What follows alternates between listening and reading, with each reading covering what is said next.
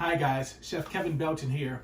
And you know, did you realize that there is a National Gumbo Day? Well, I tell you what, growing up in Louisiana, every day for us is a National Gumbo Day because that's something that we love. Now, today, you know, I talked to a lot of friends about their recipes and the things they do things. Well, I talked to a buddy of mine, Larry, and I'm gonna try to do his recipe, but I gotta put some of my touches on it. But there is something later on that I don't know if I'm gonna be able to do. I'll talk about that a little later. What I have right now, I have my pan really, really hot. And I have a combination of smoked sausage and andouille. Now, I throw that down in there because I want this to brown off. And it's gonna give me little pieces of meat stuck to the bottom of the pan. You know, there's one thing to brown things off, but you don't want things to burn, all right? Now, if you notice in the pot, they look a little different. Because here's what I do, okay? I'm using smoked sausage and I'm using andouille. My smoked sausage, I just cut round, all right?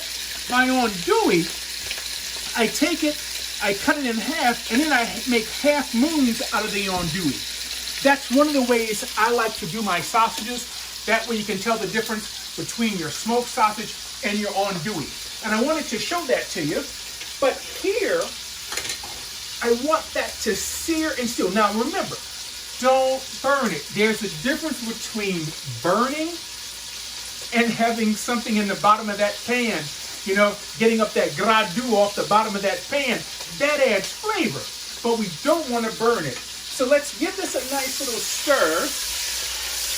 You can see we're already starting to get some little brown bits in the bottom. And that's fine. And this is something where, you know, do you want to let this go for 3, 4 minutes, 5 minutes? Here, let's get these other pieces in. It's just a matter of personal taste. Now, I did have a little oil in the pan, all right? And this is something that I just like to do. Now, we're going to add some chicken to this, but I'm going to add the chicken in later. So I'm not going to put the chicken in now. The most important thing is I want to get some little brown edges on our sausage. Now, while that's there, what I have here in the bowl, of course, is the Trinity. Onion, celery, and bell pepper. And I have a little orange bell pepper, I have a little green bell pepper, and I think I might even put a little red down in there. Now, come see, gang. Monica, come show them this. See how we're getting the little pieces down here starting to stick? That's fine. Now let's go ahead and shut this off. Now I'm going to go ahead and put in my celery, my bell pepper, a little bit of onion that I can't get out of there. Because of course, you know, with gumbo, we have to make a roux. So I'm going to spread this out. And I'm just going to take this off the fire and let this sit. So I saved out the onions because, you know, the most important thing about gumbo is that roux. So when we come back, I'm going to get our roux started cooking, and I'm going to use our onions to stop that roux from cooking. So we'll see in a little bit. Hi guys, as you can see, I'm working on my roux. And you know, this is those times where when, you know, you could do anything you wanted as a kid when mother or grandmother was making that roux because they would not leave the stove. Now, I did this on a high fire. I had my fire up high, and once it started changing colors, I turned it down. As you can see, I'm on a medium heat now. And you know, it's important to stir the entire bottom of the pan. You have to make sure that you keep it moving. Now, because cast iron holds so much heat, we can always let this just sit, because I tell you, there's so much heat in this pan, all right, that it'll keep it cooking, all right? So I'm going to turn this down just a little bit more, not too much, because we're almost there. Now, depending on which grandmother you watch cook, depending on how dark you made that roux.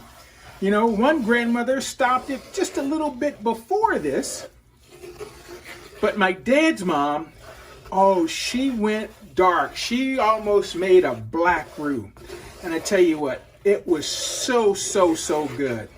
Now, as you see, we're really dark here, all right? And you notice I'm making sure I stir the entire bottom of that pan. And that's the thing. That's the important thing about a roux, is that you stir the entire bottom of the pan. And you don't want to use a Teflon coated pan. Because with a Teflon coated pan, there may be an area of scorching and you pick it right up. And you won't know that it's scorched until you sit down and eat it. So here, this is good. This is good right here. Now what I'm going to do, remember I saved out those onions? Let's put in these onions. These onions are going to help slow this down in the cooking process, but at the same time, it's going to help this roux get a little darker, all right? Now you notice over in the pot, I did the celery, the bell pepper there, and a little bit of the onions went in there. But I want the onions here because I find that when you keep cooking this, it lets that roux cook a little bit darker, but it won't scorch. Because we're getting moisture to help stop that roux from cooking, but we're not getting so much that it's gonna cause it to change and not let it continue to cook. I tell you what, there is nothing like the smell of a wonderful roux. So now, look, we can go ahead and turn our fire off. I know you all can smell this. Right. Here, let me get, always be safe with this. Always be careful with the roux. Let's go ahead and just dump this right on in. I'm sorry to turn the pan away from you. All right, but we want to make sure we get it all out.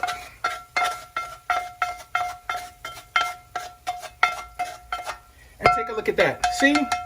No scorching. No scorching in there. That's what we want to make sure that we take care of. That pan is not scorched. So now, let's just get this all stirred in. And that'll for sure stop that roux from cooking. So, this is great. I'm going to take care of that roux pan. And when we come back, I'm going to go ahead and get this seasoned and we'll get our stock in. So we'll see in a little bit. Welcome back. As you can see, I went ahead and put in the chicken. Now basically I just use chicken thighs that are boneless, all right? So let's get a little seasoning in. Of course I have my Creole seasoning, little white pepper, little black pepper, and a little bit of salt. We'll get that on in. And let's give this a nice stir. I have the fire on, just a medium heat right now. And of course, garlic. Now I had a little garlic go in earlier with the celery and the bell pepper, but here let's get the rest of this garlic in. Give that a little stir. I tell you what, it's starting to have that wonderful gumbo smell. And now let's get in our stock. Now I have 8 cups of stock here. All right, this is chicken stock. You know, you all know I'm not a believer in using just water. I always like to use a flavored liquid, okay? So, oh, come here, Spoon. Spoon was getting a little excited. So you all know, of course, gumbo has to come to a boil. One of the main reasons gumbo has to come to a boil is so the roux can smooth itself out. So we're gonna get this to a boil. All right, we're gonna get this up to a boil, and then this is where I'm having trouble. Larry gave me a recipe that called for fire roasted tomatoes. My grandmother, I think, is screaming at me, no, don't do it. So we will have to see. So let's get this up to a boil and then let it simmer so all that goodness can get to work. Guys, I did it. I did it. I know my grandma's not going to talk to me now. I put in those roasted tomatoes, and I had never, ever put a tomato in gumbo. Never, never. So here, let's finish this off. Look, let's get a little parsley. Let's stir this in. I tell you what, this is so nice. Now, let me, as I dish this up, let me remind you what I have on in here, okay? And remember, this is a friend of mine, Larry. He told me, hey, try out this recipe. So we did some smoked sausage. We had some of that Zatarain's andouille. We had some chicken. I made that roux with the onion, celery. I had a little bit of green bell pepper. I had a little bit of red bell pepper, a little yellow bell pepper. Had all those bell peppers in there with a little bit of celery. Let me just kind of clean this off a little bit. All right. Look, let's put a little sprinkle of parsley on the top. All right. So there we have, and I can't wait to taste this because this will be one of my first gumbos with tomatoes in it. Now, I didn't put any okra in, but you could put okra in. You could put filet powder in. But I might put a little filet in after thinking it up. But here comes the big decision. Do you eat your gumbo with rice or potato salad? All right. Matter of fact, my oldest son, Kevin, he puts rice in half the bowl, potato salad another half the bowl, and lay a little gumbo right on top. So whatever you do, give it a shot. Give it a try. And see if your grandmother will talk to you anymore if you put a tomato in your gumbo. Because I know right now mine is she just shaking her head. Oh, poor baby, poor baby.